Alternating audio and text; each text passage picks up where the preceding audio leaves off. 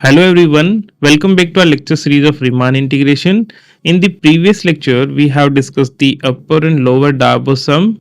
Now in this particular lecture, we are going to discuss upper and lower Darboux integration, and that is the very next step of the upper and lower Darboux sums. So when we are able to define the Darboux integration, then based on the definition, we will discuss some example also. Okay, so let us write the definition of upper and lower Darboux integration, and that is directly from the upper and lower Darboux sums. Okay, so first of all, we are having the definition,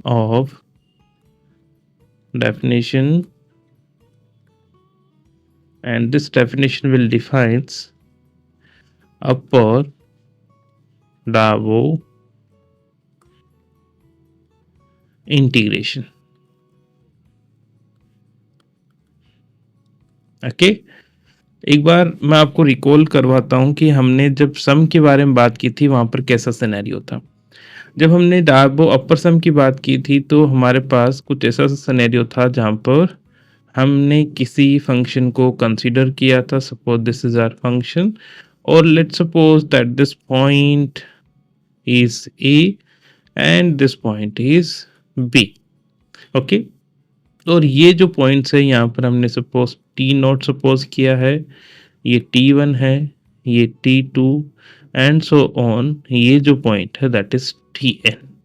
okay, अब इसके अंदर हमने rectangle का construction कैसे किया था कि जब हम A से T1 या फिर T नॉट से T1 में जा रहे हैं तो हमने यहाँ पर इसका मैक्सिमम देखा था। Okay, and we have examine the area of this rectangle whose length is maximum of this function in this subinterval t0 to t1, and likewise t1 to t2 पे भी हमने suppose this is our maximum value, so we have discussed the area of this rectangle. Okay, and then so on. If we come to this one and suppose somewhere here is the second last point, then this is the maximum value. Okay, so again we have this kind of rectangles. Okay, now in the process of constructing such rectangles हमने ये देखा था कि कुछ area हमेशा इस reason से ज़्यादा ही है, या फिर हम कहें कि ये जितने भी रेक्टेंगल्स हैं उनके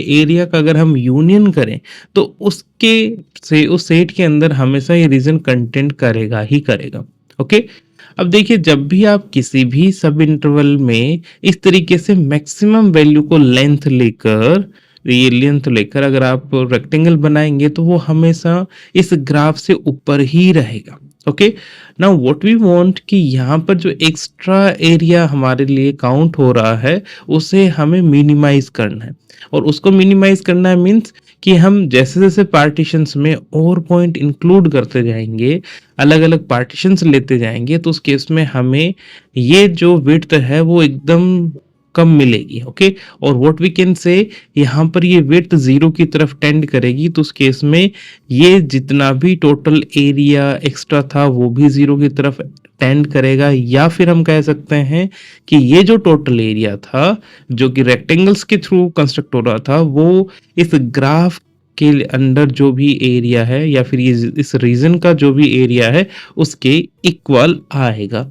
अगर ऐसा आ रहा है for the upper Darboux sum and the lower Darboux sum, तो इस केस में जैसे ये ऊपर की तरफ से इस सम की तरफ टेंड करेगा। Late me right the lower also. अगर मैं इसी सब इंटरवल में लोअर की बात करूं, so this is the lowest point, so we will count this rectangle. Okay, अगर हम इस वाले इंटीग्रल की बात करें, so this is the lowest point, so we will count this rectangle. Okay, if we come to this interval, then this is the lowest point and we will count this rectangle. Okay, इसका मतलब यहाँ पर तो कुछ जो reason है वो ज्यादा है और जब हम अपर सम की बात कर रहे हैं तो वो कम है। ठीक है, तो अभी जो सिनेरियो है वो कुछ ऐसा सा है। हमारे पास ये हमारा पूरा ग्राफ है और यहाँ पर अपर सम्स है। ओके, ये क्या है, UFP, राइट, और यहाँ पर हमारे पास है LFG। पीस, और ये जो है दिस इज द रीजन, ये वाला जो है वो रीजन है। ठीक है, अब हम ये कह रहे हैं कि कोई भी पार्टीशन हम लेंगे तो हमेशा इस रीजन से ऊपर की तरफ ही रहेगा, हमेशा कुछ ना कुछ एक्स्ट्रा पार्ट इंक्लूड ही होगा। और जैसे जैसे हम पार्टीशन को बढ़ाते जाएंगे, या फिर हम कहें इन सब इंटरवल्स में एंड पॉइंट्स के बीच की डिस्टेंस जीरो की तरफ टेंड करेगी, या फिर हम कहें कि ये जो पार्टीशन है इसके अंदर इनफाइनाइट नंबर ऑफ पॉइंट्स होंगे। ऑब्वियसली इस फाइनाइट डिस्टेंस में जब हम इनफाइनाइट पॉइंट को असेंबल करेंगे तो उस केस में ये सभी रेक्टेंगल्स की विड्थ जीरो की तरफ ही टेंड करेगी। इसका मतलब जैसे जैसे हम इस पार्टीशन P में पॉइंट्स बढ़ाते जाएंगे, अलग अलग पार्टीशन लेते जाएंगे, वैसे वैसे ये इस रीजन की तरफ टेंड करेगा। ओके, और उसी तरीके से अगर हम लोअर सम्स की बात करेंगे तो यहाँ पर जैसे ही हम इसका और रिफाइनमेंट लेंगे तो उस केस में ये थोड़ा सा, सपोज हमने यहाँ पर कोई पॉइंट ले लिया तो उस केस में हमें अब जो मिनिमम है वो अब इस इंटरवल में देखना है। Now we will construct this one till this point, okay, and then the infimum among this point is this one. तो हमने ये एक्स्ट्रा एरिया और काउंट कर लिया। ओके, इसका मतलब अब हम नीचे से इस रीजन की तरफ बढ़ते जा रहे हैं। इसका मतलब ये जो लोअर सम्स हैं वो हमेशा अलग अलग पार्टीशन लेने पर ये इस रेड लाइन या फिर हम कहें रीजन की तरफ टेंड करेंगे। ओके, अब जैसे जैसे पार्टीशंस बदलेंगे वैसे वैसे हमारे पास ये दोनों जो लाइंस है they are this white line representing the upper sums and this green line representing the lower sums and this red line representing the region. Okay, तो ये इस तरीके से ये अपर सम हमेशा ऊपर की तरफ से रीजन की तरफ आएगा और लोअर सम हमेशा नीचे की तरफ से इस रीजन की तरफ आएगा। ओके, रीजन की तरफ आने का सेंस ये है कि अपर सम का टोटल एरिया इस रीजन के एरिया के इक्वल हो रहा है। और ये कब हो रहा है? क्योंकि अपर सम का तो हमेशा एरिया ज्यादा ही है इसलिए ऊपर की तरफ से आ रहा है, और लोअर सम का एरिया हमेशा कम है इसलिए नीचे की तरफ से आ रहा है। ओके, अब किसी पॉइंट ऑफ टाइम पर किसी पार्टीशन के लिए अगर हम ये कह रहे हैं that this UFP and LFP इसकी तरफ जा रहे हैं, तो क्या हम ऐसा कह सकते हैं कि यूएफपी में कोई ऐसी वैल्यू रही होगी जिसके बाद वो नीचे नहीं आ सकता? ठीक है, जैसे फॉर एग्जाम्पल ये सभी इस रीजन के लिए ये सभी अपर बाउंड्स है और इस रीजन के लिए ये सभी लोअर बाउंड्स है। तो हम ये कह सकते हैं ना कि ये जब नीचे की तरफ आ रहा है या फिर ये डिक्रीज कर रहा है तो उस केस में इसकी कोई ना कोई इन्फिमम वैल्यू रही होगी, क्योंकि वो कभी भी इस रेड लाइन को क्रॉस नहीं करेगा। कहने का मतलब ये है कि यहाँ पर आप कैसे भी पार्टीशन लो, कितना भी रिफाइंड पार्टीशन लो, ये जो रेक्टेंगल्स हम बाहर की तरफ बना रहे हैं ये कभी भी क्रॉस करके इस ग्रीन ग्राफ को क्रॉस करके कभी भी नीचे की तरफ नहीं आएंगे। ओके, इसका मतलब जो अपर सम्स थे वो कभी भी इस रेड लाइन को क्रॉस नहीं करेंगे। इसी तरीके से जब हम लोअर सम्स की बात करेंगे तो ये जो रेक्टेंगल्स बन रहे थे इस रीजन के अंदर वो ऊपर की तरफ बढ़ रहे हैं जैसे जैसे हम रिफाइनमेंट लेंगे, बट कभी भी इस ग्राफ को क्रॉस करके ऊपर की तरफ रेक्टेंगल्स नहीं बनेंगे जब हम लोअर सम की बात कर रहे हैं। ओके, इसका मतलब ये यूएफपीज हर एक पार्टीशन के लिए हमेशा बाउंडेड बिलो है और एलएफपी हमेशा हर पार्टीशन के लिए बाउंडेड अबव है। अब जब कोई भी sequence of points bounded below है तो इसका मतलब उसका कोई ना कोई इन्फिमम रहा होगा, और जब एलएफपी बाउंडेड अबव है तो इसका मतलब इसका कोई ना कोई सुप्रीमम रहा होगा। उन्हीं सुप्रीमम और इन्फिमम से हम यूएफ और एलएफ आइडेंटिफाई करेंगे, और जब उन यूएफ और एलएफ मतलब इन पार्टीशंस का इन्फिमम इन सम्स का इन्फिमम और इन लोअर सम्स का सुप्रीमम जब आपस में इक्वल हो जाते हैं तो उस केस में वो दोनों इस रेड लाइन के इक्वल ही होंगे, या कहें इस ग्राफ के अंदर जो भी रीजन है उसके इक्वल ही रहेंगे, और उस केस में we will call this function as Darboux integrable. Okay, so let me write the integral upper Darboux integral and lower Darboux integral. Okay, so Now, how can we define the upper Darboux integration? So here you can see, if we identify the upper Darboux integration, that is denoted by u f of the function f over the closed interval a comma b, is defined by uf. And now in this process of defining, we are taking the infimum of u f p, where अब हमें यहाँ पर एक set construct करना है और फिर उसका इन्फिमम लेना है, क्योंकि अपर सम्स, ये तो अपर सम को रिप्रेजेंट कर रहा है और फंक्शन है फिक्स्ड है, तो यहाँ पर हमें डिफरेंट डिफरेंट वैल्यू कैसे मिलेगी, जैसे जैसे हम पार्टीशन को चेंज करते जाएंगे. ओके, तो such that p is a partition of a comma b. ठीक है, तो इस तरीके से we will identify the infimum of upper sums. Okay, जैसे ही हम इनफिमम फाइंड कर लेंगे तो वो सभी अपर सम का होगा. ठीक है, ये जितने भी पॉसिबल पार्टीशंस हैं उन सभी पॉसिबल पार्टीशंस का, क्योंकि हर एक अपर सम कोई ना कोई रियल वैल्यू है और वो बाउंडेड बिलो है, तो जितने भी पॉसिबल पार्टीशंस हैं ए बी के, उन सब के लिए हमने अपर सम फाइंड किया और उन अपर सम का ही हमने इन्फिमम लिया और उसी इन्फिमम को हमने कहा upper Darboux integration. Okay, now we will define the lower Darboux integration, and it will be lower Darboux integration. Okay, ये कैसे डिफाइन करेंगे, the lower Darboux integration, it will be denoted by L of f. Okay, of f over the interval a comma b, close interval a comma b, is defined by, now we are going to take this supremum. Okay, so LF is equals to the supremum of the set L F P. Now यहाँ पर हमें अलग अलग values कैसे मिलेंगे, जैसे जैसे हम पार्टीशन चेंज करते जाएंगे, where P is a partition of A comma B.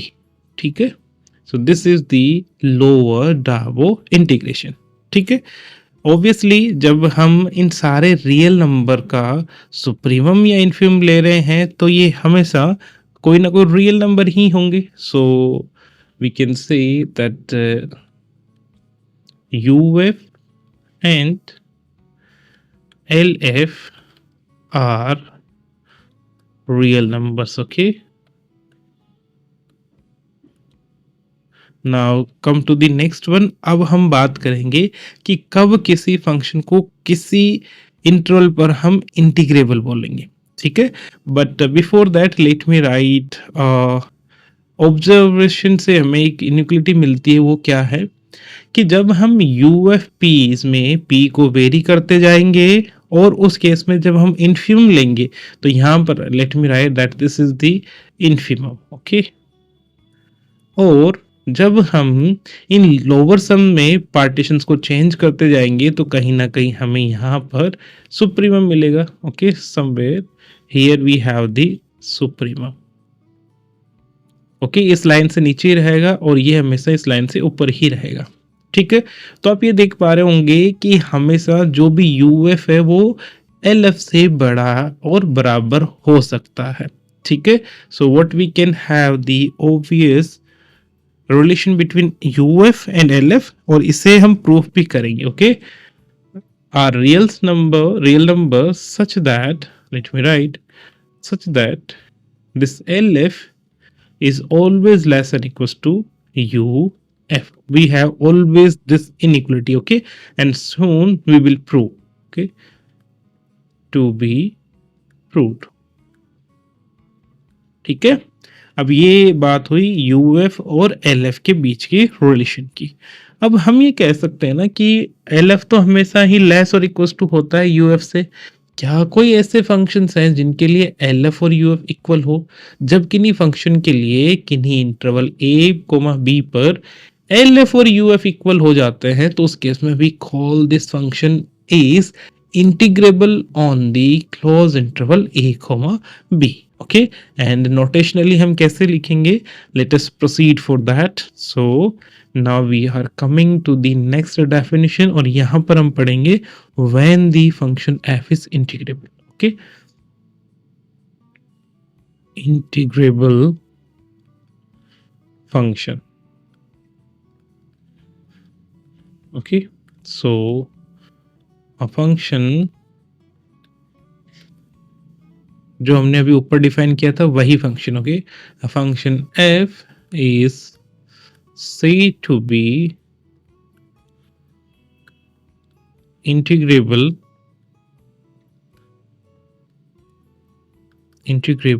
on the closed interval a comma b if L of f is equals to u of f. Okay, this is the condition for the integrable function. Okay, and in case where a function is integrable, तो notation में हम कैसे लिखेंगे, let me write this. Okay,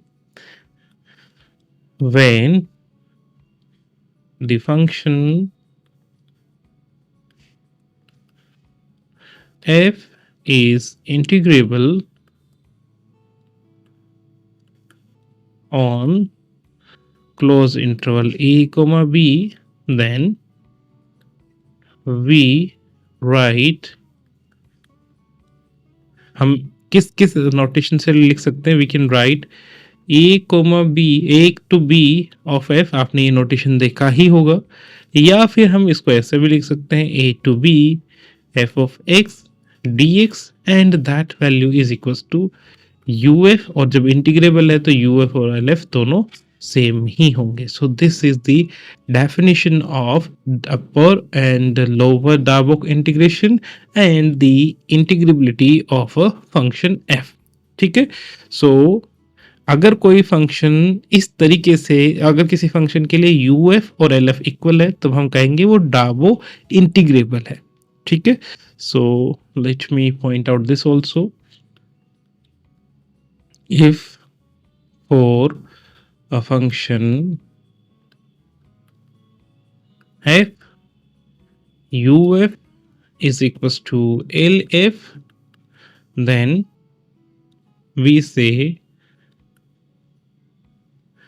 f is Darboux integrable. Okay, so this word is important Darboux, क्योंकि हम कुछ आगे के लेक्चर्स में फिर रिमान इंटीग्रेबल फंक्शंस को पढ़ेंगे। ठीक है, that is slightly change with this definition, और हम ये देखेंगे क्योंकि दोनों ही इंटीग्रेबिलिटी को डिफाइन कर रहे हैं, तो कहीं ना कहीं दोनों डेफिनेशंस इक्विवेलेंट डेफिनेशन ही है। ठीक है,